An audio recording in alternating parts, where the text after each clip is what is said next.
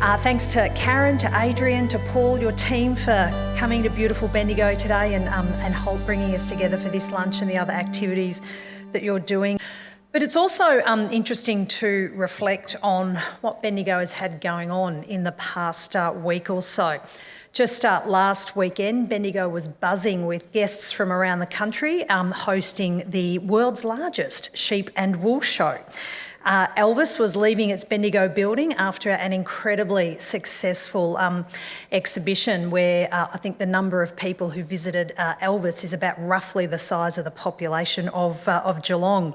Also, just during this week, the Bendigo Council hosted a visit from the Ukrainian ambassador, and whilst he was here, he had a focus on seeing our manufacturing sector firsthand, visiting particularly Tallis, the Bendigo manufacturing home of the now internationally acclaimed Bushmaster vehicle. Yesterday, the man formerly known as the COVID Commander, Jerome Weimer, was in town, meeting with the council and also other organisations about how Bendigo is going to be one of the incredibly successful hosts of the 2026 Commonwealth Games. And today, the Victorian Chamber's here to round out the week. So it has been an incredibly busy time. But this, for those of us who live and work here, know that this hive of activity is certainly not unusual here in Bendigo and central Victoria. And for me, the diversity of industry sectors that I've just referred to, they span agriculture, the creative industries, manufacturing, tourism, professional services, really does speak to the strength of Bendigo's economy and community. And I've always been a firm believer that a strong regional economy is built on a diverse set of industry sectors. It very obviously provides resilience to those regional communities and economies through the ups and downs, and certainly in recent years our resilience has been tested both as a community and economy, and we have moved, I would say, very strongly through this really difficult period in really good shape, and I'll come to that in a moment. But certainly we saw just yesterday with the release of the latest ABS employment data that regional Victoria's unemployment rate is down to just 3.2%, the lowest in the country and certainly half of what it was a few years ago when we came to office. Now, we all know though that those unemployment stats can be a double-edged sword. Whilst it's great to see more and more people in a job contributing to the economy and community, I know that for business, for industry, it is presenting some really big challenges in being able to find and secure skilled workers appropriate for your workplace and at an appropriate level in what is an internationally competitive market.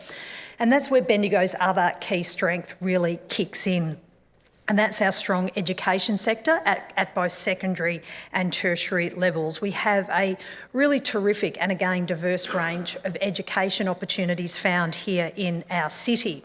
Our strong education sector is going to become even stronger with some work that was led by the former Deputy Premier James Merlino and my very dear friend when he was Education Minister, where we understood that the VCE and the VCAL system as it's been in place now for some time just wasn't meeting the needs of business and industry, and as a consequence of a big reform piece that James led that involved deep engagement with business, with industry right across the state. From next year, we will see the introduction of a new VCE vocational major and Victorian Pathways certificate to replace what was the VCAL, and it's being designed to really focus on helping support young people whilst they're at school be workplace ready, to go into further study, to provide stronger pathways for university, for TAFE, or straight into the workforce. And I wanted to mention that today because I know, particularly in recent years, this has been something that's been raised with me as the member for Bendigo East about how we need to better equip our school leavers. Sometimes they're leaving at year 12. Sometimes too, though, we know here in Bendigo they're leaving much earlier than that. And it's about making sure that we're keeping them connected to school, to education and training, but also to workplaces as well. And of course, that's where our terrific TAFE sector comes in as well. I'm not just saying that because Sally's sitting right in front of me. We have a really, really strong TAFE institute here in Bendigo. Hasn't always been the case. in not that long ago. Our TAFE, like many TAFEs around the state, were doing it tough, and we came to government back in 2014 with a really strong agenda to reinvigorate and reinvest in TAFE. And today now we see some fabulous new buildings that is delivering a much more wider diversity of courses here in Bendigo. And also too, free TAFE is making the TAFE offering so much more accessible for more people in our community.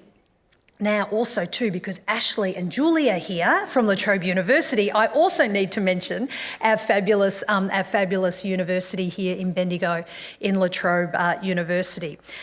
Again, in terms of going back to what I've said now a couple of times about what are the key ingredients you need to have a strong regional economy, central to that has to be strong tertiary education providers, TAFE and university. And certainly too, we see that here in Bendigo with a strong presence from La Trobe University. And if I can be political for just a moment, I hope with the election of a new federal Labor government that becomes an even stronger presence, where we do see a government that understands and invests in universities, both in their delivery of courses, but also the contribution they make to locally based driven research. So we'll see how that one pans out in the coming months and years. But also too, we know that in addition to the strength of our education sector, we need to focus on pathways for those in our community who continue to struggle to break stubborn patterns of intergenerational disadvantage. And we do have pockets of that here in our Bendigo community, that despite our outward display of wealth built off the back of the wealth from the gold rush era, our low unemployment rates and diversity of opportunity, we must maintain a vigilant effort in keeping young people engaged with schools, helping their families understand the value of education and provide those employment pathways. And this task has become more difficult in recent years as a consequence of the pandemic. And I think, Karen, you mentioned we don't want to talk about it, but I think we do need to talk about it. We do need to acknowledge how difficult the last couple of years have been and continue to be.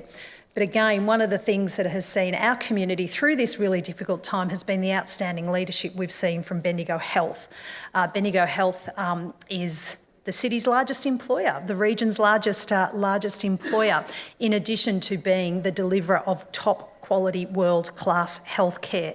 And in Peter Faulkner, the CEO, we have an outstanding leader of that hospital who I felt during the course of the last couple of years provided a really strong and powerful voice in our local community about why it was important to follow the rules, to get vaccinated. And I really do attribute the work of Bendigo Health and the entire staff as to why we have the highest vaccination rates in the country here in Bendigo, because they didn't just reinforce the message, they made it so easy for us to all turn up at the vaccination centre and get vaccinated during the course of the pandemic. And that's another brick in a strong economy that we have here in Bendigo, is having such a strong health provider as well as being an employer in our community.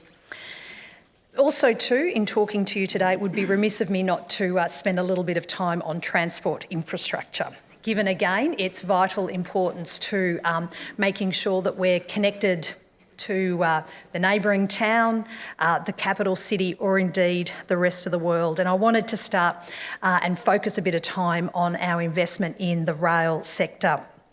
We've got a big investment in our regional rail services, but also in our metropolitan service as well. And I wanted to spend a moment to explain about how it all fits together and how it brings benefit to our regional community here in central Victoria. The Metro Tunnel, yes, it's a project that's being built in the heart of the city. And if you've been to Melbourne, you might have seen the work sites in and around the city. The two 9-kilometre tunnels, 5 new underground stations that are being built, whilst the city has largely moved quite well overhead. The Metro Tunnel is going to unlock that capacity in the heart of the network, which means we can run more services right across the state. But also what it does for us here in Bendigo, it provides a greater choice for how we get into the city and how we move around the city. We'll still be able to travel in and out of the city like we do at the moment in and out of Southern Cross. But because the Metro Tunnel will connect up to the Bendigo line at Sunshine, we'll be able to jump off the train at Sunshine jump on a new high-capacity metro train, and that'll take us directly to the front door of Melbourne University, the Royal Women's, the Royal Children's, the Comprehensive Cancer Centre. Or if you're in business and you're dealing with a professional service organisation on St Kilda Road, which is such a big part of Melbourne's economy, you'll be able to catch a train directly into the heart of that St Kilda Road business precinct. This is about giving us choice and more accessible as to how we get around the city and the state. Plus two, the metro tunnel gives us the capacity to add the airport rail line to our network. And again, for Bendigo, because we worked really hard a few years ago to make the case to the then federal government that if Victoria was going to get a train line to the airport that had been talked about for a really long time, we wanted it to benefit the most number of people and communities. And that's why we argued successfully that the airport rail line should connect up with the network at Sunshine. So again, for those of us from Bendigo, we can jump on a train here. As I've mentioned, you can go to Southern Cross, you'll be able to go into the city on the metro tunnel, or you'll be able to get off the train and go straight to the airport. We will be one stop away here in Bendigo from the airport, and that just opens up so many more choices and so many more options as to how people not just move around our state, but indeed around the world. And that's what delivering improvements to rail is about. It's about connections, and it's about giving people more choice and making it easier and quicker for people to get to where they want to go. Now, in just the last last weekend, we brought passenger rail to the small communities of Raywood and Huntley, and just before Christmas last year, we built a brand new station and opened a brand new station at Gornong. And I'll be honest, some people have said to me, why are you building train stations in these really small towns? They are very small towns on the outskirts of Bendigo. That's because it's about that opportunity to connect people who don't have options that some of us have by being able to jump in a car, whether it's through mobility or about affordability. It's putting train stations into those country communities, in some instances decades and decades after it was shut down, is about connectivity. It is about being able to continue to live in Gornong. You can be a young person living in Gornong, and your choice of an education opportunity isn't limited by your inability to get there on public transport. You'll be able to jump on the train, maybe go to Bendigo TAFE or La Trobe University Bendigo, or they may not want to do this, but if they wanted to go further afield, you could get to Melbourne University or RMIT University, all by being connected with a train station at Gornong. And for me, that's the power in being able to bring passenger rail to those country communities, is because it means you don't have to leave your country town. You can keep that connection, or if you do want to leave, and that's okay, it's okay for young people to want to go and explore the world. You know that if you do want to come back and raise your family, your kids in turn in the years to come will also not be limited by a lack of accessibility. And so that's what makes me really excited about the work we're doing in our rail network. It's exciting because it is also about supporting jobs, tens of thousands of jobs. It's about supporting jobs in the supply chain. For every 100 construction jobs you see, men and women in the high-vis on the construction sites, there's another 200 jobs in the supply chain. And some of those supply chain jobs too are here in central Victoria as well. But it is also about the legacy is about delivering better infrastructure and better connections. Now, I could also say that too about the road network as well, and I know we do want to get to some questions, so I'll only be brief on this, but could you imagine Bendigo today without a duplicated freeway to Melbourne? Well, we had to, not that long ago, fight really hard to get that funding, to get that road upgraded.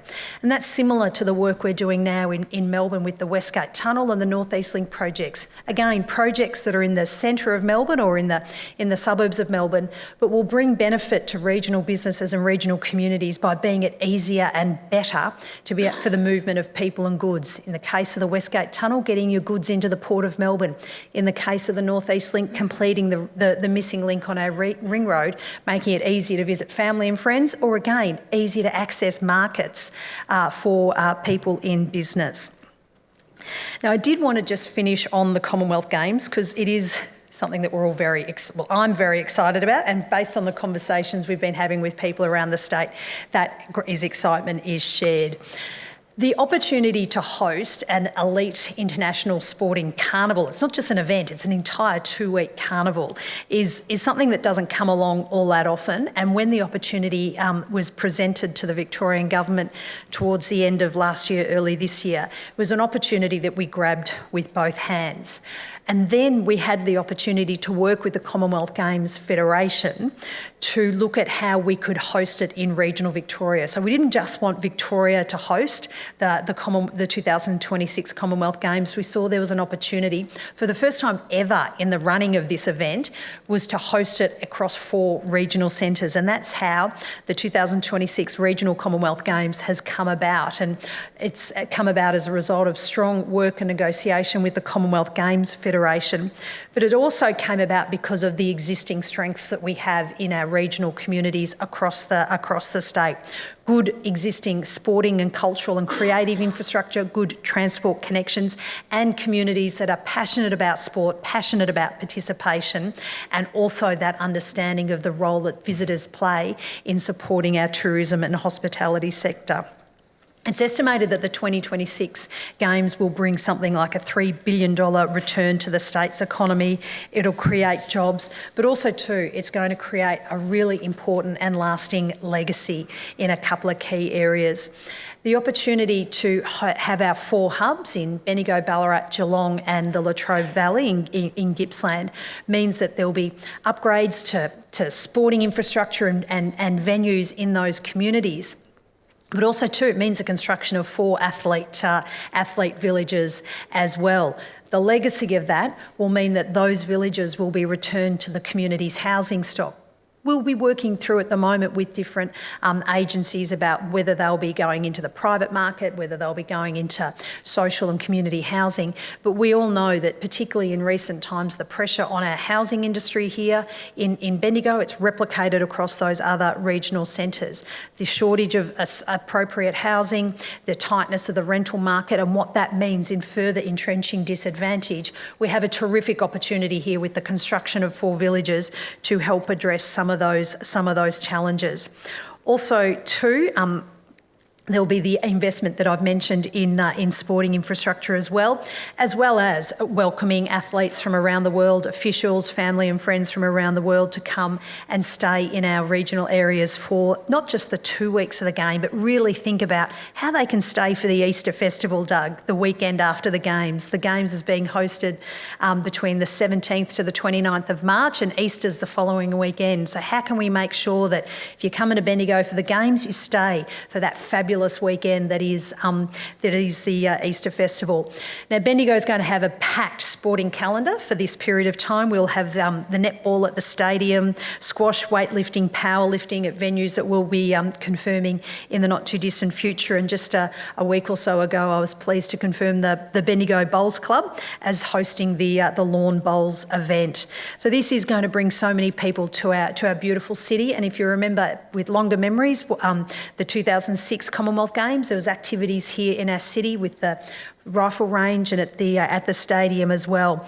It really does put these communities on the international sporting map, on the international visitation map, and that's why, as I said, we grabbed this opportunity with both hands because of the sporting benefit, the community engagement opportunities and those lasting legacies that come from hosting the Games. We have 192 weeks in which the Games will be coming. So we have a bit to do over that period of time, and we'll be working very closely with many in the community to deliver these Games because it won't be done on our own. It will take a great team effort, and we'll get a real taste of the Games with Birmingham, the 2022 Games kicking off just next week, and we've got a bunch of Bendigo-based athletes who'll be able to cheer on in Birmingham and then come and get them to see those athletes and their international competitors compete in our own backyard. So it certainly is a lot going on here in Bendigo and Central Victoria, as I said at the outset, as there always is. And that's because we have worked really hard in the last probably couple of decades to diversify the economic base of our city, to lift the skills level and attainment of our community, see how can we attract more visitors and more people to live and improve the infrastructure that supports our city and our people. And I'm really proud to continue to represent Bendigo in the Victorian Parliament but it is based off a really strong engagement that I've had all the way through with businesses, with community groups, and I want to finish by thanking the Chamber again for the opportunity to bring us together to have this conversation. It's not a one-off, it's an ongoing conversation about how we can continue to support the community that we love to live in and love to work in. Thank you.